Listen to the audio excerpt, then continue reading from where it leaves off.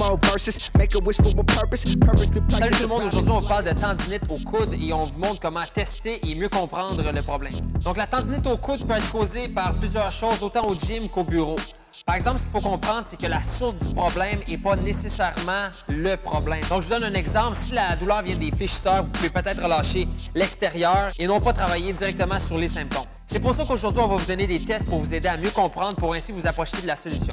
Good, fait qu'on va amener deux testings aujourd'hui au niveau des extenseurs et au niveau des fléchisseurs. Donc, on va savoir lequel est fort, lequel est faible, lequel activer, lequel relâcher. On va commencer avec les extenseurs. On garde la main en 90 degrés, le coude droite. On va demander à la personne de pousser vers le haut. Si ça c'est fort, on le sait que c'est fort. Si exemple c'est faible, ouf, la main tombe ou il y a une douleur automatique à la même endroit que la région. Ou s'il y a une douleur exactement à la région atteinte, on va savoir qu'il faut l'activer. Donc on va se placer comme ça ici. On va placer nos mains. On va essayer de garder le plus d'extension possible au niveau des poignets. Et tout ce qu'on va faire, c'est faire des cercles de façon simultanée, en gardant tout le temps une extension des poignets complète. Comme ça, on vient activer les extenseurs, on vient étirer les fléchisseurs, donc un relâchement musculaire. Deuxième option, on vient tester les fléchisseurs. On va demander à la personne de garder une légère angle au niveau du coude. On va mettre le pouce et le petit doigt ensemble. On va demander à la personne de forcer les doigts ensemble.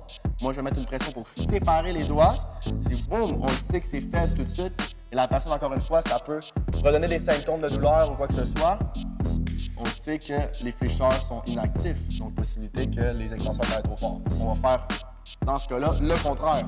On va amener nos mains comme ça ici en flexion. On va s'amuser à faire des cercles de façon simultanée. J'étire mes extenseurs, j'active mes fléchisseurs. Donc, ce qu'il faut comprendre, c'est que les exercices et les tests d'aujourd'hui sont très en surface. Si vous les faites avant un entraînement, ça va vous aider à reprogrammer votre contrôle moteur.